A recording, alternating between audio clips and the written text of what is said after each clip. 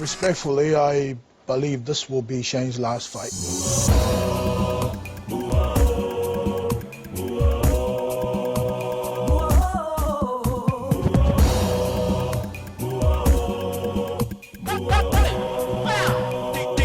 Number one.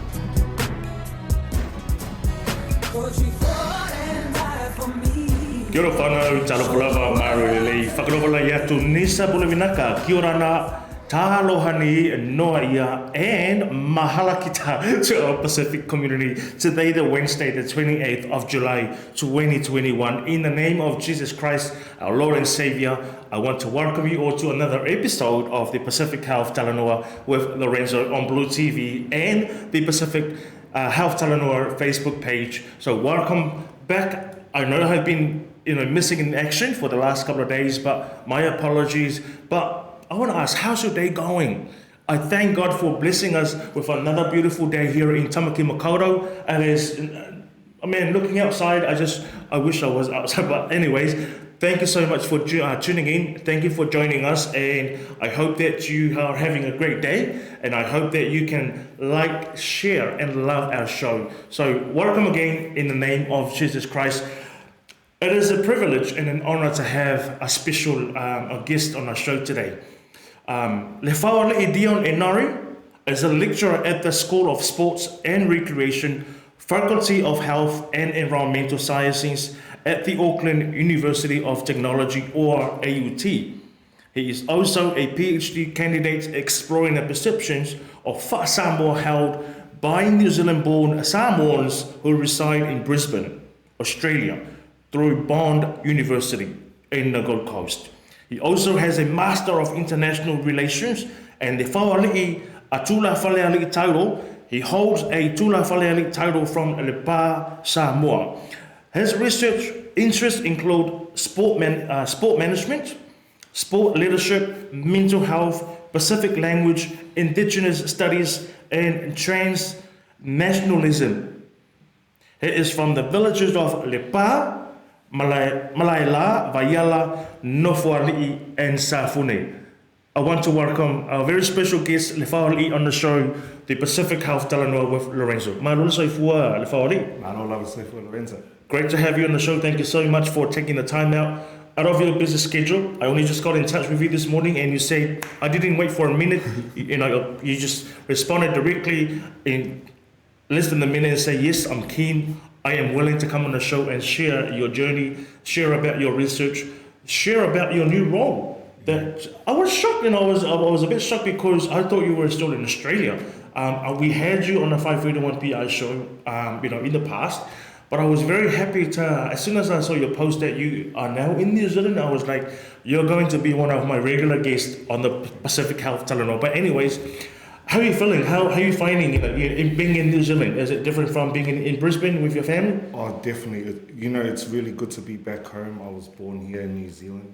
Welcome home. Oh, it's good to be back home. We left 21 years ago, so coming back and just getting used to everything and seeing all the changes, it's been really awesome. Yeah. How was your quarantine? Oh, sorry, you didn't have the quarantine. I just made it. You just made it. You just made it. I was going to ask what was your experience, being in the quarantine and managed isolation facility. But anyways, how is the COVID-19 vaccination rollout in Brisbane?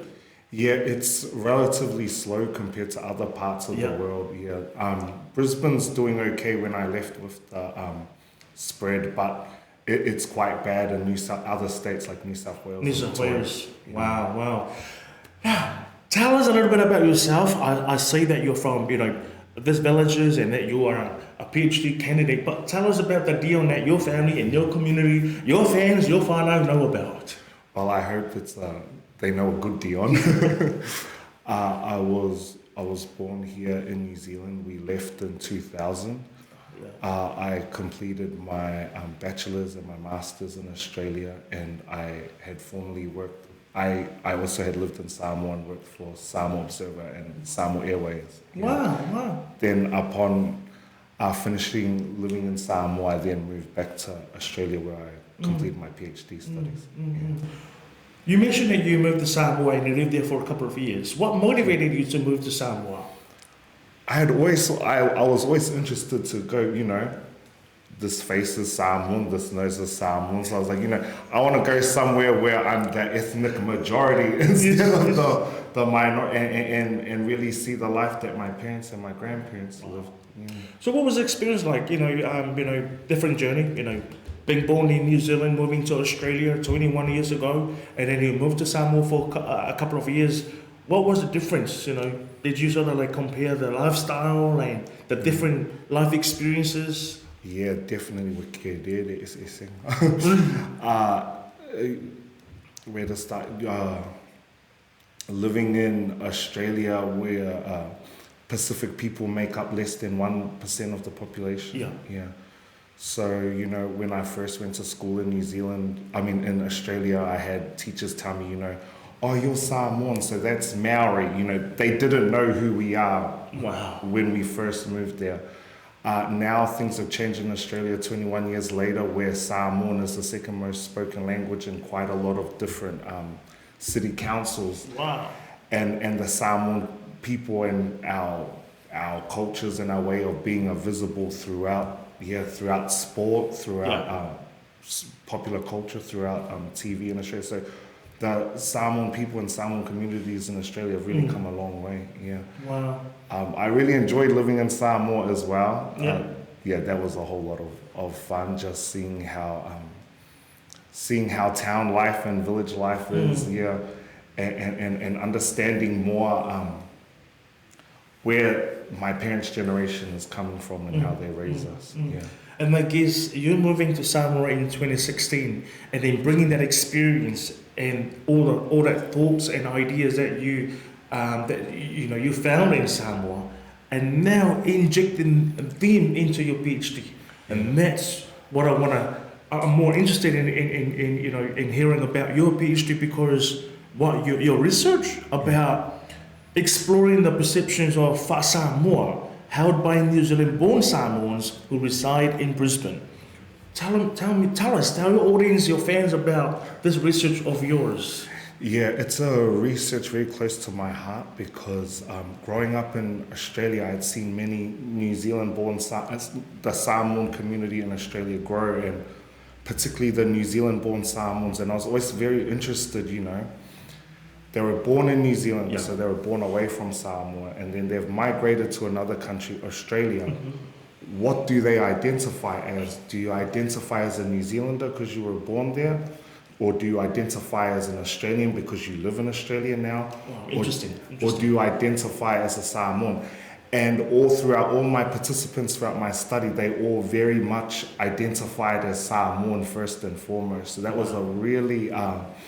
it was a very interesting research process, seeing that none of them were born in Samoa and they now live in another country, but yet a lot of my participants didn't identify as New Zealanders or as Australians. They identified to the country of their lineage.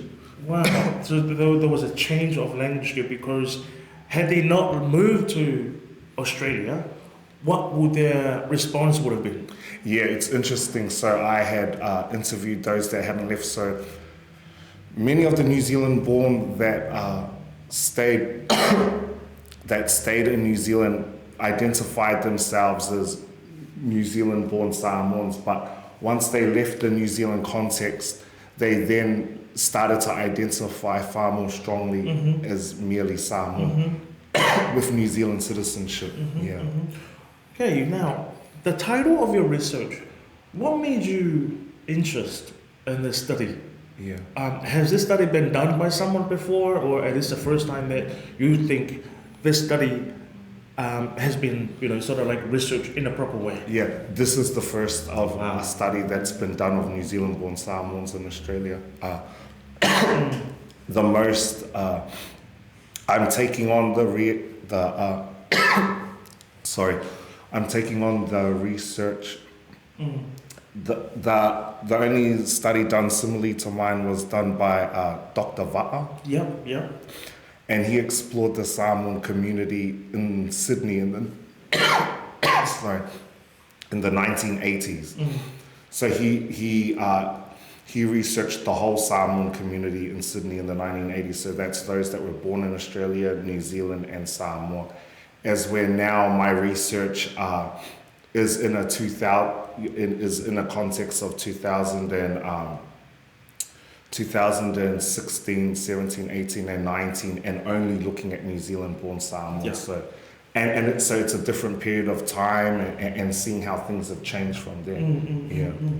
Wow, that's very interesting. Now, your new role as a lecturer, for the School of Sports and Recreation at AUT, I really think that you are in a good space, in a good place. And I must say that our Pacific and our Māori students who are studying sports and recs at AUT are very blessed and lucky to have someone like you, Leafoalii, because we see your passion.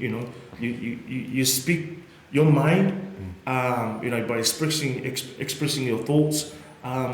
And I read something recently about your writing, doing the Samoan language week. Interesting read. Interesting reading, to be very honest. What are your thoughts on the Samoan culture outside of Samoa, in New Zealand and in Australia? Now, you lived in Samoa for a couple of years. Yes. The language and the culture. Yes. Will it die? It will die if we don't. The language and the culture will die if we don't make deliberate efforts to conserve it and sustain it now. What are those efforts? So that's always speaking Samoan at home, speaking Samoan wherever you can, the language is very important. So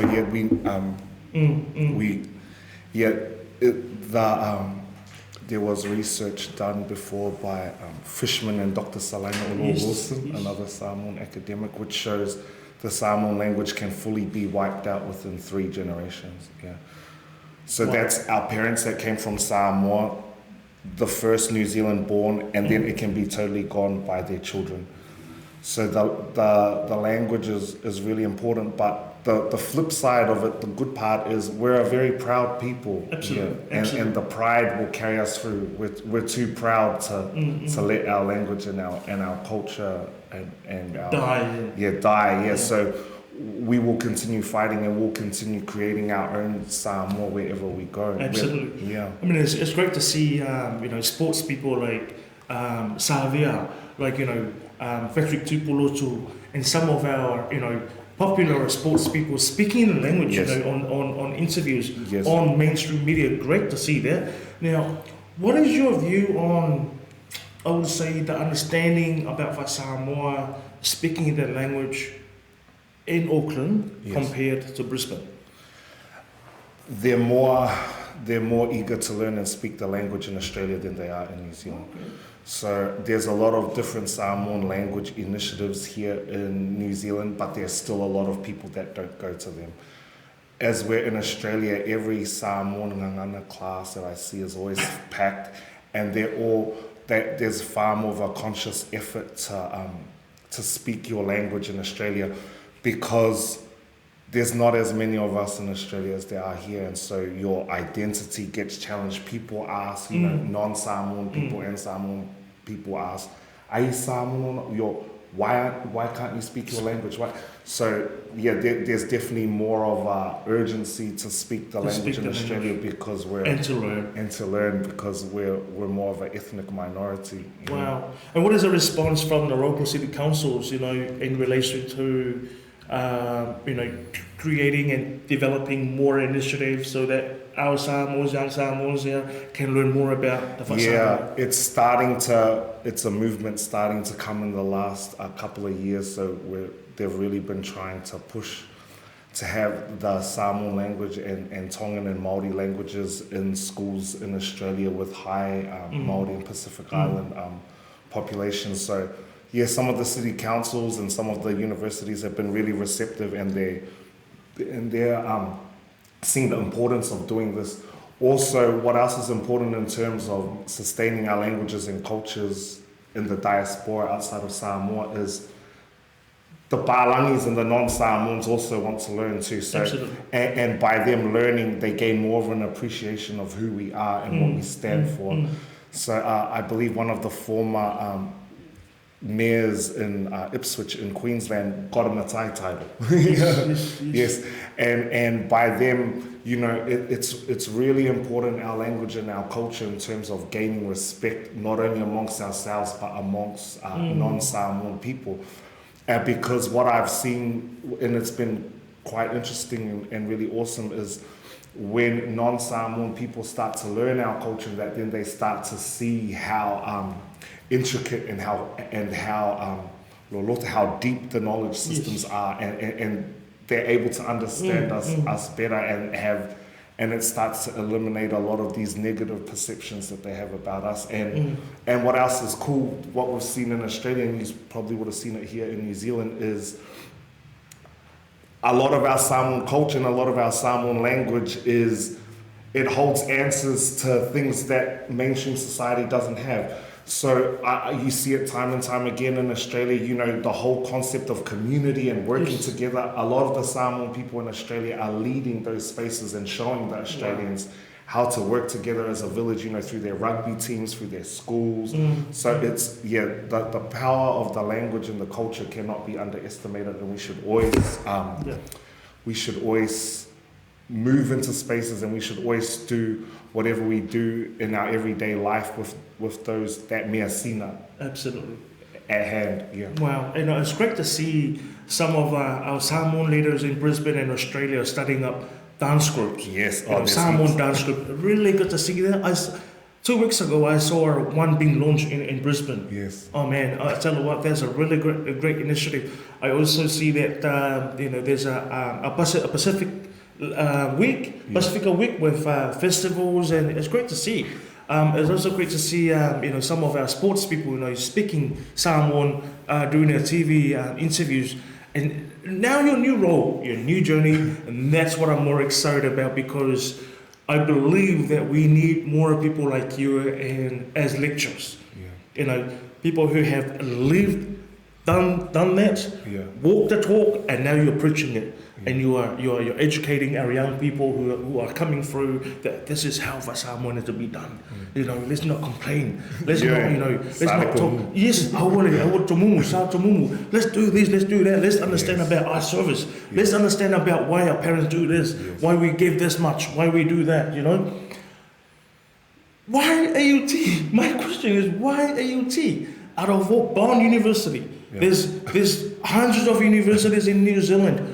But in Australia, why AUT? Yeah, that's a really good question. It's funny because when I started my PhD, I always knew I wanted to come back to New Zealand. Wow. Yeah, I always wanted to come back to New Zealand. And then just seeing what AUT stands for, and they're so proactive in things Pacifica and things Samoan. I've seen they've hosted Samoan language debates and all these other, the Samoan Student Association, all the different Pacifica initiatives. Yes. I knew I wanted to be a part of that straight away. So I always had my mindset. I was like, I'm coming back to New Zealand. You're not here to gather all these ideas and take it back to Australia. I'm excited to be back. It's been a long time coming. Yeah. Wow. I must say that I now want to study something, in health science or environmental health or or even sport and rec because I want to learn from someone like you. And just looking at your research and reading the abstract and the paper is interesting. I cannot wait for you to publish and release it out to the public so I can have a read.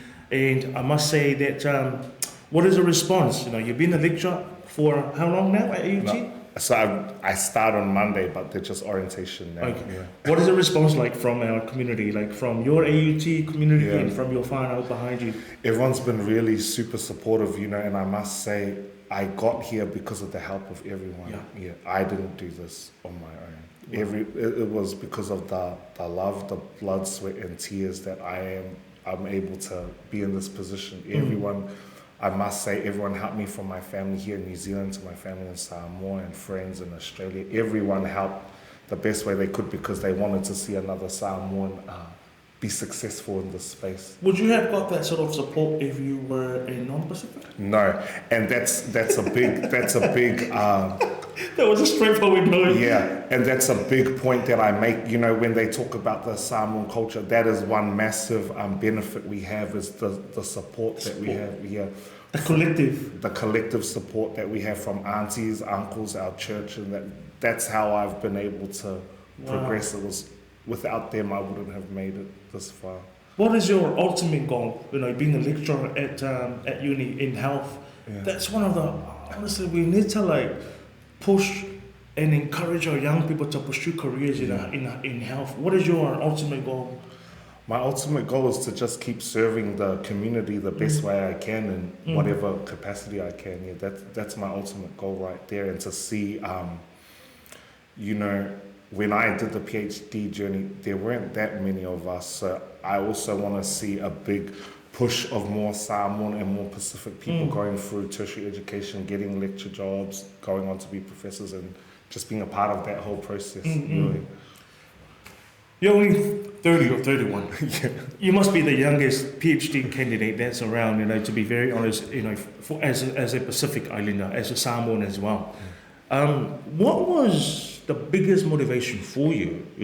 You've done your bachelor, your undergraduate, you've done your honors, masters, and now PhD is coming. You're just waiting for it to grab that that little piece of paper.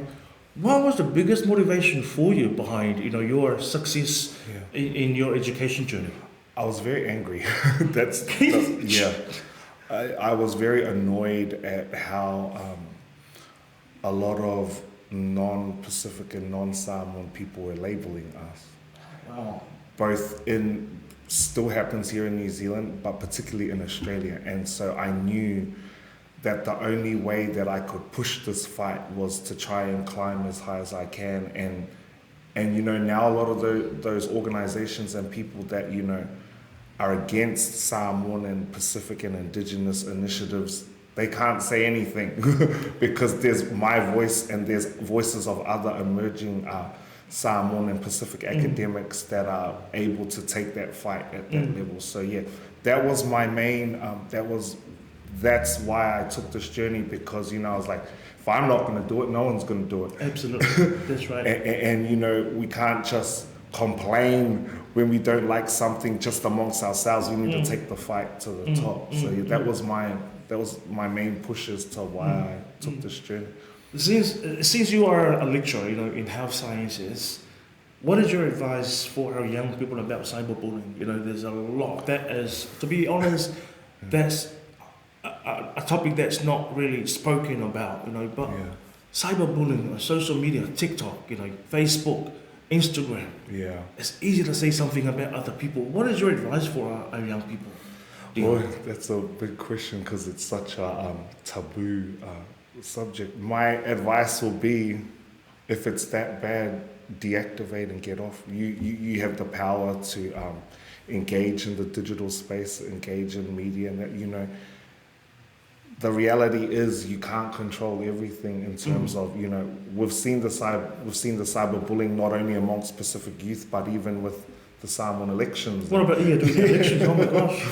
And so just people, my advice would be, and I've done research on this as well, is to just be cautious how you use the internet. Another warning that I would use as well is the internet is in a way that it's never been before. So just be careful, because you may be in control of what you post, but you're not in control of what happens to that post. So you may post something and then delete it, but someone else has already screenshotted it and shared it. So just be very cautious that once it's out there in the digital space, once it's out there in the world web, that you don't have control of how it gets manipulated and that. So yeah, just be cautious, I would say. Wow. Yeah. So blessed, you know, I'm very lucky as a privilege to have Leafoalii Dion Enari, soon to be a Dr. Leafoalii Dion Enari, and I, you know, maybe the next time you're on the show, I'll be addressing you as Dr. Enari. But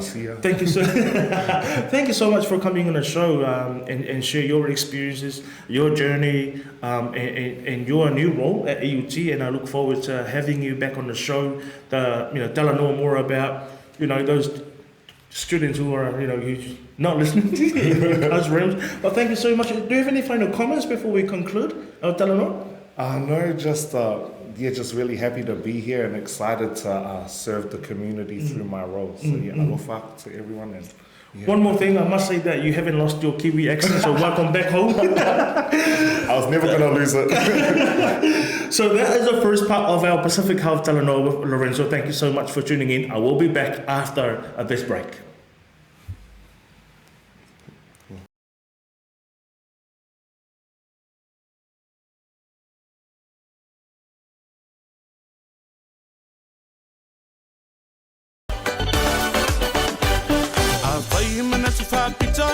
Tangata, oyo usili, sili lava, natuleli mau osa telenmea, on the being and a menino I love, along the valea.